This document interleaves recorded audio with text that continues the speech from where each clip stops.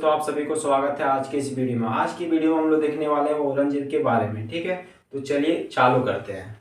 तो पहली बात आता है कि औरंगजेब का जो जन्म है, औरंगजेब का जो शासनकाल है वह कब से कब तक होता है। औरंगजेब का जो शासनकाल है वह 1658 ईस्वी से लेकर के 1607 ईस्वी तक जो इसका शासनकाल चलता है। ठीक है, और इसके जन्म के बारे में बात करते हैं तो जन्म जो है कितना ईस्वी में हुआ था, 1618 ईस्वी में हुआ था। और कहाँ पर हुआ था, तो गुजरात में होता है इसका जन्म।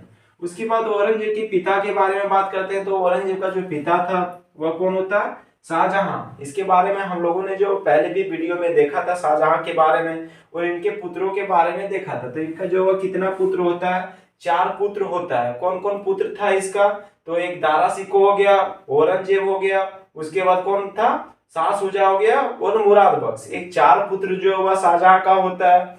और औरंगजेब जो वह शाहजहां के बाद शासक बनता है। इसके बारे में देखेंगे कैसे जो वह औरंगजेब ही जो वह शासक बना और जो भी भाई था इसका वह क्यों नहीं शासक बना। तो इसके बारे में भी हम लोग जो है चर्चा करेंगे, लेकिन आगे चर्चा करेंगे। उसके बाद हम लोग आगे देखते हैं इसका जो माता थी वह कौन होती है इसकी माता, तो मुमताज महल। मुमताज महल जो थी शाहजहां की जो पत्नी थी वही जो औरंगजेब की माता होती है। उसके बाद हम लोग आगे देखते हैं औरंगजेब का विवाह के बारे में बात करते हैं। तो औरंगजेब का जो विवाह है वह किससे होता है, तो फारस के जो राजघराने राजकुमारी दिलसर जो बानो बेगम से इसका विवाह होता है। ठीक, उसके बाद हम लोग आगे बात करते हैं औरंगजेब के पुत्रों के बारे में। अगर हम लोग चर्चा करें तो औरंगजेब का जो पुत्र हुआ था वह 5 पुत्र होता है। इसका जो है 5 पुत्र होता है, जिसमें से 2 पुत्र का जो वह मृत्यु हो जाता है और 3 जो वह बचा हुआ रहता है। तो 3 पुत्रों का जो नाम देखते हैं क्या क्या होता है। तो जो पहला पुत्र था वो मोहम्मद आजाद शाह होता है। उसके बाद दूसरा जो पुत्र था वह बहादुर शाह प्रथम था। उसके बाद तीसरा जो पुत्र था वह बहादुर मोहम्मद काम बख्श। जो तीसरा पुत्र था वह कौन था, मोहम्मद काम बख्श तीसरा पुत्र होता है। उसके बाद हम लोग देखते हैं आगे औरंगजेब के राज अभिषेक के बारे में बात करते हैं। तो औरंगजेब का जो राज अभिषेक हुआ था वह कितना बार होता है, तो 2 बार इसका राज अभिषेक होता है। तो पहला बार जो इसका राज अभिषेक हुआ था वह कितना ईस्वी में हुआ था, 1558 ईस्वी में हुआ था। ठीक है, और इन्होंने जो अपने भाइयों को हराकर अपने जो है प्रारंभिक राज अभिषेक करवाता है। मतलब पहला बार जो इसका राज अभिषेक हुआ था तो इन्होंने अपने भाइयों को जो हरा करके वो राज अभिषेक अपना करवाया था। तो पहली बात आता है कि पहले मुगलों में जो वह क्या हुआ करता था, कोई भी जो वह शासक बनता था तो वह उसका जो भाई हुआ करता था उन्हीं से के पास में जो उन्हीं के सामना किया जाता था, उन्हीं से जो वह लड़ाई किया जाता था। और जो शक्तिशाली मतलब शासक होता था वो उसी को जो वह आगे सिंहासन प्राप्त होता था। ठीक है, तो आगे हम लोग देखते हैं। तो इसका जो भाई था जो प्राथमिक जो है युद्ध में को करता है, प्राथमिक जो युद्ध होता है वह कौन सा युद्ध होता है, तो प्राथमिक जो है रामूगढ़ का युद्ध होता है। इस युद्ध में जो है वह जो औरंगजेब था इन्होंने अपने भाई जो दारा सिको होता है उन्हें जो है वह हरा करके और अपना राज अभिषेक जो है प्रारंभिक में करवाता है। कितना ईस्वी में करवाया था, 1558 ईस्वी में। उसके बाद हम लोग आगे देखते हैं। तो आगे जो है इसका राज अभिषेक कितना ईस्वी में होता है, 1559 ईस्वी में। ठीक है, उसके बाद इन्होंने जो है फिर से जो है देवराई के युद्ध में अपने भाई को जो है जो दारा सिको को हराया था, लेकिन जब वह हार गया था लेकिन फिर भी जो है वह हार नहीं मानता है। और फिर 1 साल के बाद 1559 ईस्वी में जो है वह देवराई का युद्ध होता है। देवराई का एक स्थान का नाम है, वहां पे जो है युद्ध होता है। इसमें से यह युद्ध भी जो है वह दारा सिको और औरंगजेब के बीच में होता है। इसमें भी जो है वह औरंगजेब ने दारा सिको को जो है पराजित कर देता है और फिर उनकी बाद में जो वह हत्या करवा देता है। उसके बाद जो है वह दूसरी बार जो है वह औरंगजेब फिर से एकदम कह सकते हैं कि अस्थायी रूप से जो है वह पूर्ण रूप से जो है वह अपना राज अभिषेक करवाता है। ठीक, उसके बाद हम लोग आगे देखते हैं।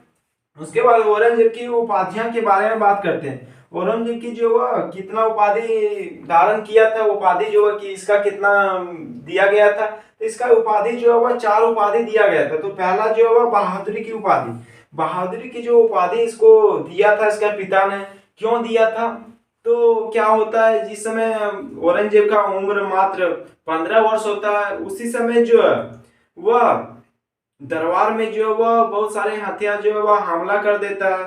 तो उस समय जो औरंगजेब का उम्र मात्र 5 वर्ष होता है, लेकिन औरंगजेब क्या करता है, औरंगजेब बहादुरी से जो है वह हाथियों का सामना करता है और उन्हें निडर होकर के और हाथियों को जो है वो भगा देता है। जब इसका पिता यह स्वभाव जो इसका पिता शाहजहां था, उन्होंने जब देखा तो उन्होंने ही जो है वो औरंगजेब का कौन सा उपाधि दिया था, बादशाह का जो है वो उपाधि दिया था, बहादुरी का, बादशाह का नहीं बहादुरी का जो है उपाधि दिया था। उसके बाद हम लोग आगे देखते हैं कौन सा उपाधि इसको दिया गया था। तो औरंगजेब की जो है आलमगीर, ठीक है, तो औरंगजेब को जो है आलमगीर भी कहा जाता है, ठीक है, औरंगजेब को जो है आलमगीर भी कहा जाता है। आलमगीर का मतलब होता है विश्व विजेता। आलमगीर का मतलब क्या होता है, इसका जो अर्थ क्या होता है, तो विश्व विजेता। उसके बाद हम लोग आगे बात करते हैं, तो इसका जो फिर कौन सा उपाधि इसका जो मिलता है, तो शाही पोशाक में एक दरवेज, शाही पोशाक में एक दरवेज भी जो है वह इसे कहा जाता था औरंगजेब को, ठीक है। तो औरंगजेब को जो शाही पोशाक में एक दरवेज क्यों कहा जाता था, इसके बारे में जो है हम लोग को जानना चाहिए। तो जो औरंगजेब था यह इसका रहन सहन जो साधारण था, ये शराब जो वह नहीं पिया करता था, ठीक है, शराब भी नहीं पिया करता था। जैसे कि हम लोग आगे देखेंगे जहांगीर जो था वह शराबों में ही जो मगन रहा करता था, लेकिन जो औरंगजेब था वह शराब वराब नहीं पिया करता था और साधारण रूप में जो रहता था, जिसके कारण इसे जो है शाह पोशाक में एक दरवेश कहा गया। उसके बाद हम लोग आगे देखते हैं, तो जिंदा पीर, जिंदा पीर। अब भाई जिंदा पीर का जो क्या मतलब होता है, जिंदा पीर का जो मतलब ही जो क्या होता है, जिंदा पीर का जो मतलब होता था वह होता था कट्टर दुश्मन। जो जहांगीर था वह हिंदुओं का जो एकदम कट्टर दुश्मन हुआ करता था, हिंदुओं को जो है वह देखना नहीं चाहता था, वह हमेशा हिंदुओं को जो है दबा करके ही रखना चाहता है, जिसके कारण भी जो है वह जो मेवाड़ के शासक होते हैं, जो कि अकबर के समय में मेवाड़ के जो वहाँ के शासक होते हैं वे सभी जो वह अकबर के शासक काल में अकबर से घुल मिल गए थे, लेकिन औरंगजेब के शासक में फिर से वह उतावला हो जाते हैं। तो फिर आगे हम लोग देखते हैं कि इसके बारे में समझ में आ गया होगा जिंदा पीर के बारे में, तो जिंदा पीर का मतलब समझ में आ गया। उसके बाद हम लोग आगे बात करते हैं जाटों के विद्रोह के बारे में बात करते हैं। किसके बारे में, जाटों के विद्रोह के बारे में बात करते हैं। तो जाटों का जो पहला संगठन विद्रोह हुआ था वह कितना ईस्वी में होता है, तो 1600 जो है वह 69 ईस्वी में होता है। तो जो 1669 ईस्वी में हुआ था, और जाटों का जो नेतृत्व किया था वह किसने किया था, तो गोकुल नामक जो है वह जाटों ने किया था। उसके बाद हम लोग आगे देखते हैं इस युद्ध का जो है वह अंत, जैसे कि जाटो जो विद्रोह करता है 1669 ईस्वी में, लेकिन यह जो है ज्यादा लंबे समय तक जो वह नहीं चल पाता है, 1 साल तक लगभग चलता है, ठीक है। यहाँ पे चालू किया था 1669 ईस्वी में, लेकिन इसका अंत जो है कितना ईस्वी में कर दिया जाता है, 1670 ईस्वी में। 1670 ईस्वी जो तिलपत का एक युद्ध होता है, इसमें से जो वह क्या करता है, तो इसमें जो गोकुल था इनका जो वह हत्या औरंगजेब करवा देता है, ठीक। उसके बाद हम लोग आगे देखते हैं, तो यहाँ पहला तो जो जाटों का विद्रोह संगठित विद्रोह था यह तो यहीं से समाप्त हो गया।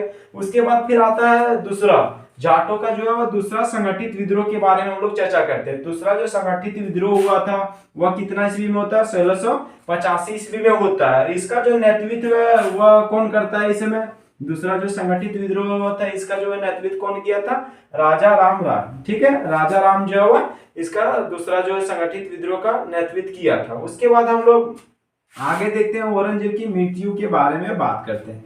किसके बारे में, तो औरंगजेब की मृत्यु के बारे में बात करते हैं। तो औरंगजेब का जो मृत्यु है वह कितना ईस्वी में हुआ था, औरंगजेब का जो मृत्यु है वह 1707 ईस्वी में इसका मृत्यु होता है। और कहाँ पे होता है इसका मृत्यु, तो अहमदनगर में जो इसका मृत्यु होता है। और इसका मकबरा जो अस्थायी रूप से जो है कहाँ पर है, तो औरंगाबाद में इसका जो है वह मकबरा है, ठीक।